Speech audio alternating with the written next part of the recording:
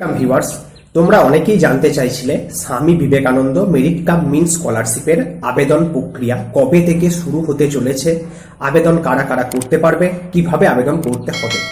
দেখো, Swami Vivekananda merit cum means scholarship একটি সরকারি স্কলারশিপ। তোমরা কিন্তু যে কোনো একটি সরকারি স্কলারশিপের জন্য আবেদন করতে পারবে। বোঝা গেছে? Nabanna scholarship, Swami Vivekananda merit cum means scholarship, দুটো স্কলারশিপ তোমাদের জন্য থাকে। নবান্ন স্কলারশিপে কারা আবেদন করতে পারবে সেই নিয়ে বিস্তারিত আলোচনা আমি পরের ভিডিওতে করে দেবো।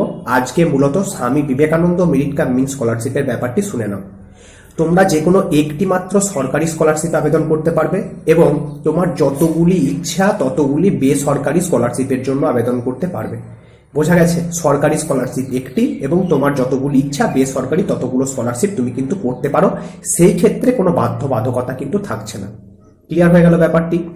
Swami Vivekananda merit cum means স্কলারশিপে আবেদন করতে গেলে তোমাকে মাধ্যমিকে এবং উচ্চ মাধ্যমিকে মিনিমাম 60% নাম্বার পেতে হবে। এই স্কলারশিপ দেওয়া হয় মাধ্যমিক পরীক্ষার পরপরই। মাধ্যমিকের পর 11, 12 তারপর কলেজেও কিন্তু এই স্কলারশিপ চালু থাকে। বোঝা গেছে? Swami Vivekananda merit cum means scholarship পেতে গেলে তোমাকে মাধ্যমিকে 60% অর্থাৎ মাধ্যমিক পরীক্ষায় তোমাকে 420 বা তার বেশি নাম্বার পেয়ে থাকতে হবে। ক্লিয়ার হলো? তুমি যদি 420 থেকে 1 নম্বরও কম পেয়ে যাও তাহলে কিন্তু এই স্কলারশিপের জন্য আবেদন করতে পারবে না। তাহলে তোমার জন্য অন্যান্য বিভিন্ন সরকারি স্কলারশিপ আছে। কোন স্কলারশিপগুলো তোমার জন্য আছে সেটা আমি পরে কিন্তু জানিয়ে দেব। বোঝা গেছে? এবার আসছি যারা উচ্চ মাধ্যমিক পরীক্ষার্থী আছো তাদের জন্য। উচ্চ মাধ্যমিক পরীক্ষার্থীদের ক্ষেত্রেও কিন্তু 60% নাম্বার পেতে হবে। 60% মানে 300 বা তার বেশি। তার থেকে 1 নাম্বার কম পেলে কিন্তু তুমি স্কলারশিপের জন্য আবেদন করতে পারবে না। এই স্কলারশিপের যোগ্য তুমি কিন্তু না। ক্লিয়ার হয়েছে? এবার তোমাদের মনে আরো বিভিন্ন প্রশ্ন আসতে পারে, আবেদন প্রক্রিয়া কবে থেকে শুরু হবে, কোন কোন ডকুমেন্টস লাগবে। আমি মূলত ডকুমেন্টসের বিষয়টিতে আসছি। তোমাদের এই স্কলারশিপে আবেদন করতে গেলে মিনিমাম 60% নাম্বার লাগছে। তার পাশাপাশি দিতে হবে ইনকাম সার্টিফিকেট, যেটা তোমাদের মিউনিসিপাল অফিস বা বিডিও অফিস থেকে সংগ্রহ করে নিতে হবে। 2 হচ্ছে রেজাল্ট। তুমি যে মাধ্যমিক পাস করলে বা উচ্চ মাধ্যমিক পাস করলে তার রেজাল্টের জেরক্স লাগবে। Admission receipt. তুমি মাধ্যমিক পরীক্ষা দেওয়ার পর একাদশ শ্রেণীতে যদি ভর্তি হও তবেই কিন্তু তুমি এই স্কলারশিপ পাবে। ধরে নাও তুমি উচ্চ মাধ্যমিকে 60% পেয়েছো, তুমি কলেজে ভর্তি হলে না, তাহলে কিন্তু পাবে না। তার মানে তুমি যে পরীক্ষা দিলে তাতে 60% নাম্বার পেলে, তারপর পরবর্তী ক্লাসে তোমাকে ভর্তি হতে হবে এবং সেই ভর্তির যে রিসিপ্ট কপি মানে যে স্লিপ, সেই স্লিপটি কিন্তু তোমায় দেখাতে হচ্ছে। ক্লিয়ার? তারপর লাগছে ব্যাংকের যে ফার্স্ট পেজ, ফ্রন্ট পেজ, সেটার জেরক্স, যেখানে তোমার অ্যাকাউন্ট নাম্বার, তোমার নাম, সমস্ত ডিটেলস থাকবে। তার প্রথম পাতাটার জেরক্স লাগবে। তোমার ভোটার কার্ড বা রেশন কার্ড বা আধার কার্ড, এগুলোর জেরক্স।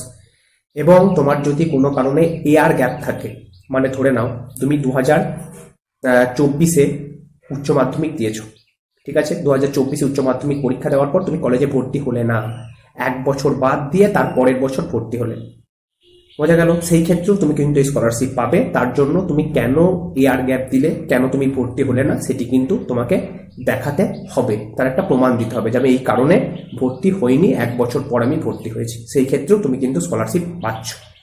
ক্লিয়ার? এগুলো ছিল তোমাদের মূল ডকুমেন্টসের বিষয়। এবার যে প্রশ্নটা আসে সে তার মধ্যে গুরুত্বপূর্ণ হচ্ছে আবেদন কবে থেকে শুরু হবে, আর 2 হচ্ছে ফ্রেশ আর রিনিউয়াল, এই বিষয়টি কি। দেখো, ফ্রেশ হচ্ছে যে সমস্ত ছাত্রছাত্রীরা মাধ্যমিক পরীক্ষা দিয়েছো এবং 60% নাম্বার পেয়েছো, তারা একদম ফ্রেশ অ্যাপ্লিকেশন করবে। হয়েছে? যে সমস্ত ছাত্রছাত্রীরা মাধ্যমিকেও স্বামী বিবেকানন্দ স্কলারশিপ পেয়েছো, ক্লাস 11-এর পরীক্ষাতেও 60% নাম্বার পেয়েছো, তাহলে তুমি করবে রিনিউয়াল। একাদশ শ্রেণীতে সেই সমস্ত ছাত্রছাত্রীরাই টাকা পাবে যারা মাধ্যমিকেও Swami Vivekananda merit cum means স্কলারশিপের টাকা পেয়েছে। তুমি যদি মাধ্যমিকে Swami Vivekananda merit cum means স্কলারশিপের টাকা পেয়ে না থাকো, কিন্তু একাদশ শ্রেণীতে তুমি 60% কেন 70%, 80% নাম্বার পেয়েছো, তাহলেও তুমি কিন্তু টাকা পাবে না। মাধ্যমিকে টাকা পেয়ে থাকলে তবেই একাদশ শ্রেণীতে টাকা পাবে। হলো? তুমি যদি উচ্চ মাধ্যমিক পরীক্ষা দিয়ে থাকো এবং উচ্চ মাধ্যমিকে তুমি যদি 60% পেয়ে থাকো, তাহলে তুমি করবে ফ্রেশ, তোমাকে রিনিউয়াল করতে হবে না। রিনিউয়াল করবে তারাই যারা মাধ্যমিকে টাকা পাওয়ার পর একাদশ শ্রেণীতেও 60% নাম্বার পেয়েছে, তারা করবে রিনিউয়াল। মাধ্যমিক পরীক্ষার্থীরা করবে ফ্রেশ অ্যাপ্লিকেশন। যারা উচ্চ মাধ্যমিক পরীক্ষা দেওয়ার পর 60% বা তার বেশি নাম্বার পেয়েছে, তারাও করবে ফ্রেশ অ্যাপ্লিকেশন। ক্লিয়ার? আশা করি বিষয়টি তোমাদের কাছে ক্লিয়ার হয়ে গেছে। এবার মূলত যে প্রশ্নটা আসতে পারে কলেজের যে স্টুডেন্টরা থাকে তাদের জন্য, যে আমরা কি করব। দেখো, তুমি যদি উচ্চ মাধ্যমিকে টাকা পেয়ে থাকো, সেই ক্ষেত্রে তুমি যখন কলেজের ফর্ম ফিল আপ করবে, কলেজেও তুমি যদি 60% বা তার বেশি নাম্বার পাও, আশা করি কোনো সমস্যা তোমার কিন্তু হবে না। ক্লিয়ার হয়েছে? আবেদন প্রক্রিয়া মূলত শুরু হতে চলেছে তোমাদের সেপ্টেম্বর মাস নাগাদ। প্রত্যেক বছর এরকম সময়টি শুরু হয়, তাই এই বছরও আশা করছি সেপ্টেম্বর মাসের মধ্যেই তোমাদের আবেদন প্রক্রিয়া কিন্তু শুরু হয়ে যাবে। আবেদন প্রক্রিয়া যখন শুরু হবে, আশা করি অফিসিয়াল বিজ্ঞপ্তি আসবে। সেই বিজ্ঞপ্তি যখন আসবে, তোমাদের সামনে সেই বিজ্ঞপ্তি অবশ্যই কিন্তু তুলে ধরার চেষ্টা করব। এটুকু জেনে রাখো, তোমরা যারা আবেদনের যোগ্য তারা অবশ্যই সমস্ত ডকুমেন্ট সহ কিন্তু তৈরি থেকো। আর হ্যাঁ, অবশ্যই তোমার ফটো এবং সিগনেচার কিন্তু লাগে। ক্লিয়ার হয়েছে?